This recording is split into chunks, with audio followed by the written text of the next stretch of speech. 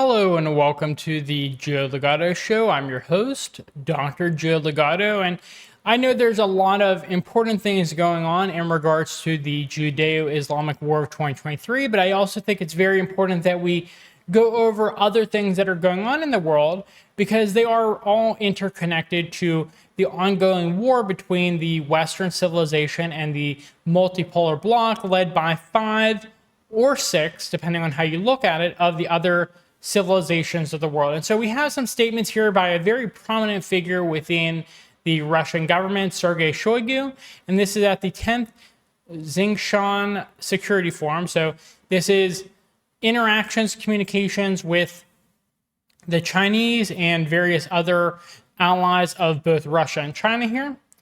And we see that his first statement is, during the counteroffensive launched this summer, the Ukrainian armed forces lost more than 90,000 military personnel killed and wounded without achieving significant successes on the battlefield.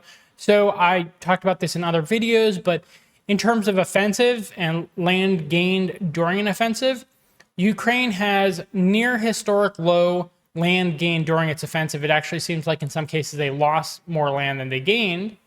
And so this has been a horrendous offensive in terms of actual tangible results. And then in terms of casualty numbers, 90,000 sounds like a very low estimate to me. Given other indicators, Russia has been, at the very least, honest, I would say even conservative when it comes to predicting Ukrainian losses, because it sounds like from my own estimates from Western sources that the Ukrainian losses during this conflict exceed something like 500,000 overall. And so saying that they've lost just 90,000 since the summer, I think that might actually be a lower estimate given the amount of casualties, because over time, Russia has figured out various strategies for winning battles without losing some of their own soldiers in battle. We're seeing really a change in how war is conducted, which is, well, it's sad because war has to be conducted in order to figure out these changes in the battlefield. But it's also really interesting because we're seeing that things like tanks just aren't as important as they used to be on the battlefield. Things like drone warfare and rocket swarms that can penetrate various defenses that can only shoot down a certain amount of rockets at a time.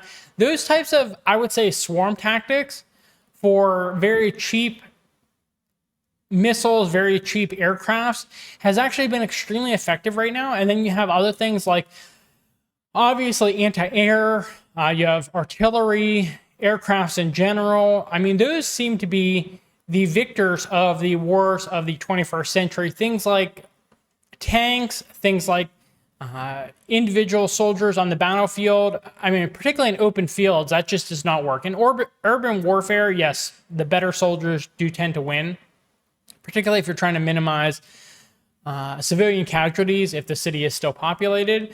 But we see that things like even naval various forces does not seem to be as effective as we previously thought, because things like hypersonic missiles can pretty solidly counter naval assets. And so we're just seeing the entire world of war change before our eyes. This is another turning point, such as maybe you could say World War II was a major turning point in terms of how war was conducted. And we're seeing that in modern times, war is being conducted very differently. And despite the amount of casualties that Russia has been facing in the conflict in Ukraine, I think they're, on some level, they have to be grateful for what's occurring, because they and myself expect that World War III is going to be happening and Russia is going to be fighting the United States directly in World War III. And so for them, learning from their mistakes now in a lower stress situation, a lower risk situation such as the Ukraine war, is far more ideal than having to learn these things on the battlefield against the United States. So I think that this is I hate to put it like this because there are lives on the line here, but this is a better situation than it would have been if Russia had to learn these lessons on the battlefield against the United States directly. So the next bullet point here is Sergey Shoigu is talking about the exchange of information on missile launches that the United States organizes with the Republic of Korea and Japan is aimed at deterring Russia and China. So concerning information there because South Korea, I'm a big fan of South Korea. I have a lot of friends from South Korea. And the fact that South Korea is still so closely aligned with the United States really tells you something about the lack of sovereignty of South Korea. Because,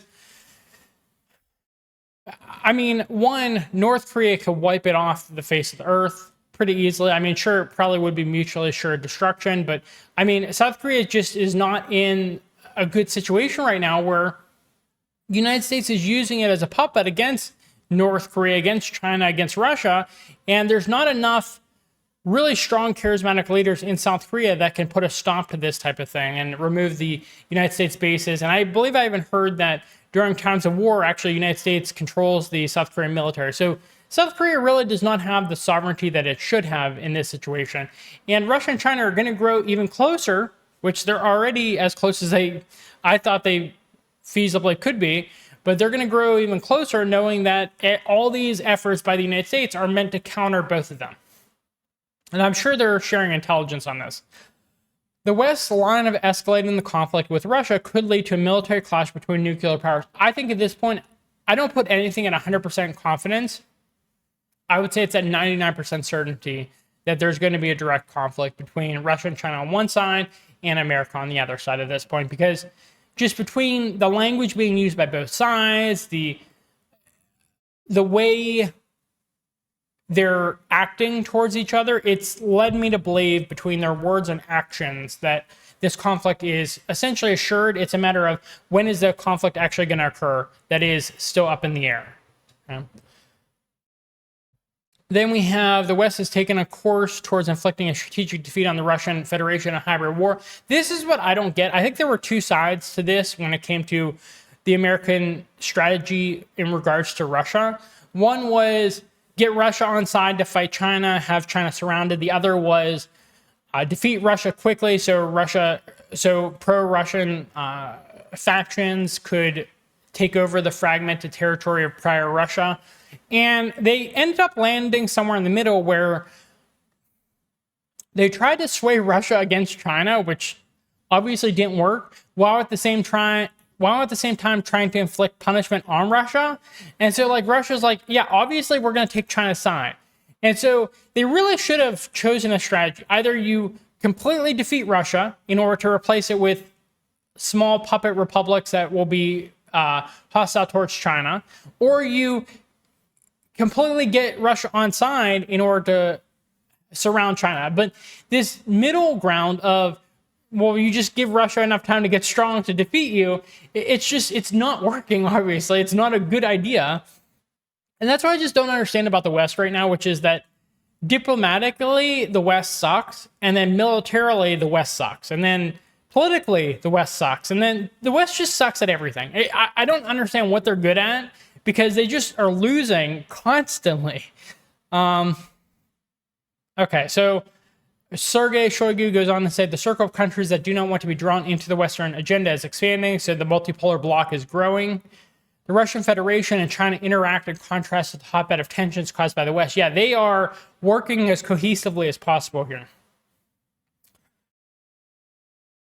He goes on to say the West is seeking to spread the conflict potential of the crisis it provoked in Europe to the Asia-Pacific region. Okay, so that's interesting. We're already seeing what's happening in Palestine and Israel, and they look like they're trying to foment as much tension as possible in Taiwan. Let's see what other fronts they open up, because they still do want to fight Iran directly. And I think fighting Iran directly is a red line for Russia, because they're too close to Iran and Syria to allow them to fall. And I don't think they want to allow the United States to just pick off various multipolar bloc members. And so I think if the United States does what it seems like it wants to do, which is pick a fight with Iran, Russia will get involved, and then China doesn't want to have its own allies picked off and have a threatening force on the north if the United States defeats Russia. So China would have to get involved to help Russia. And so this is looking very likely that it's going to escalate into a world war. So let's see what else Sergey Shoigu has to say. The West claimed to the Russian Federation to lower the threshold for the use of nuclear weapons are groundless. I don't know what they mean by that statement. Let me reread it. The West claims to the Russian Federation to lower the threshold for the use of nuclear weapons are groundless. Okay, so I think he's saying that the West is accusing Russia of being more likely to use nuclear weapons than they were in the past, and they're using that as grounds to foment hostility towards Russia, and I would agree with that statement. Okay, the final statement. Russia is determined to continue military and military technical cooperation with interested countries in the Asia-Pacific region, including the supply of equipment and joint exercises. So we're seeing that nonstop. Russia has given up on European integration, which is really interesting because they've been trying to integrate into Europe for centuries now, but they've pivoted completely within the past, I would say 2 decades at the maximum, really. Honestly, it's been since probably like 2010, I would say, is like really around the time when Russia started to pivot strongly towards Asia and Asia Pacific. And it seems to be working out very much in their favor doing that. So the leaders in Russia have a really firm grasp of how to handle this situation in order to make sure that their country is successful and the rest of the world is successful. So interesting things. I just wanted to bring you some information about what's happening in the rest of the world, how they're viewing various ongoings of the situation in the world and how they're doing compared to, say, the Western civilization is doing in this ongoing civilizational war that I think that we are in the opening stages of. Anyways, if you found this video to be helpful, informative, please give us a thumbs up. It helps us in the algorithm. Please subscribe to our channels on both YouTube and Rumble for more content. I love engaging with you, so if you could leave us a comment in the comment box with any questions, concerns, critiques, other things that you want to say, we appreciate you, and we hope to hear from you soon. Thank you for watching, and I hope you have a good rest of your day. Bye.